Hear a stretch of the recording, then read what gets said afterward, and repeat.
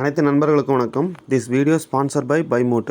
இவங்களோட வெப்சைட் உள்ள ஆப்புக்குள்ளே போய் பார்த்தீங்கன்னா வீட்டுக்கு தேவையான மளிகை ஜாமானத்துலேருந்து எல்லாமே கிடைக்கும். நல்ல குவாலிட்டியில் விலை கம்மியாக நல்ல பொருள் கிடைக்கும். இவங்களோட வெப்சைட்டோட லிங்க் என்னோடய டிஸ்கிரிப்ஷனில் கொடுக்குறேன். மறக்காமல் ஒன் டைம் பர்ச்சேஸ் பண்ணி பாருங்கள், நீங்களே ஃபீல் பண்ணி உணர்ந்துக்குவீங்க. வாங்க வீடியோக்குள்ளே போகலாம். நம்ம இப்போ 2 வெங்காயம், 2 பச்சை மிளகா, ஒரு சின்ன இஞ்சி எடுத்துக்கிறோம். அதுக்கப்புறம் பார்த்திங்கன்னா மிளகு, குறுமிளகு, இதுக்கெல்லாம் எதுக்கு எடுத்துக்கோம்னா நாம் இப்போ உளுந்த வடை செய்ய போகிறோம். அதுக்காண்டி தான் இந்த பொருட்கள் எடுத்துக்கிறோம். நம்ம குறுமிளகு இவ்வளவே போதும். ரொம்ப போட்டால் குட்டி செய்து சாப்பிட்டா காரம் அடிக்கும்காண்டி நான் என்னென்னா வீட்டில் 4 பேர்த்துக்கு அளவு செய்கிறேன். அதனால் 1 டம்ளர் அளவுக்கு இப்போ இருக்குதுங்களா. பார்த்திங்கன்னா சின்ன டம்ளர் தான், ஓரளவுக்கு ரொம்ப சின்னன்னு சொல்ல முடியாது.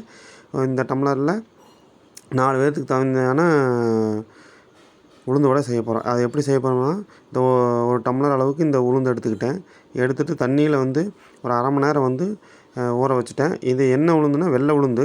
கருப்பு உளுந்து செய்யணும் ரொம்ப லேட்டாகும், நம்ம வீட்டில் வாஷ் பண்ணி இது பண்ணுறதுக்கு லேட்டாகும்னு சொல்லிவிட்டு நான் வெள்ளை உளுந்தையும் நான் வாங்கிட்டேன். அதை நான் இந்த மாதிரி தண்ணியில் ஊற வச்சு வாஷ் பண்ணி அரை மணி நேரம் வரைக்கும் ஊற வைக்கணுங்க. அப்படின்னா தான் நைஸாக இருக்கும், மெதுன்னு இருக்கும். அதுக்காண்டி தண்ணி ஊற்றி நான் இந்த மாதிரி மூழ்கிற அளவுக்கு தண்ணியை ஊற்றி நான் இது பண்ணியாச்சு. அடுத்து பார்த்திங்கன்னா மிக்சியில் போட்டு இந்த மாதிரி அரை மணி நேரம் ஊறினதுக்கப்புறம் மிக்சியில் போட்டு இந்த மாதிரி ரொம்ப நைஸாக அரைச்சிடுங்க.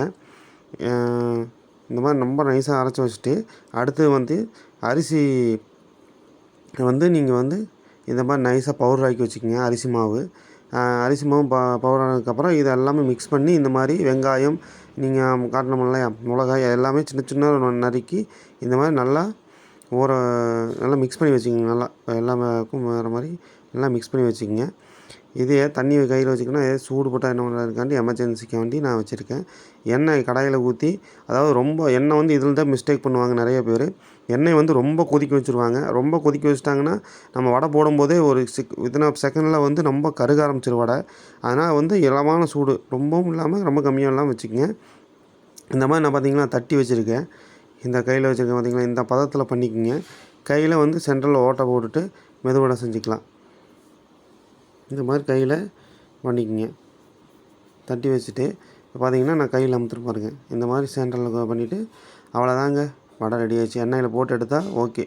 இந்த கலரில் வந்தாவே போதும், வடை ரெடி ஆகிடுச்சின்னு அர்த்தம். இந்த கலர்லேயே எடுத்துங்க. ரொம்ப எண்ணெய் சூடாகிடுச்சுன்னா கலர் மாறிடும். அதனால் மிதமான சூட்டில் போட்டு எடுத்துக்கோங்க. இந்த கலரில் இந்த மாதிரி எடுத்துக்கோங்க. ஓகே நண்பர்களே, அடுத்த வீடியோவில் பார்ப்போம். தேங்க்யூ. சப்ஸ்கிரைப் பண்ணிடுங்க, லைக் பண்ணிடுங்க. தேங்க்யூ, பாய்.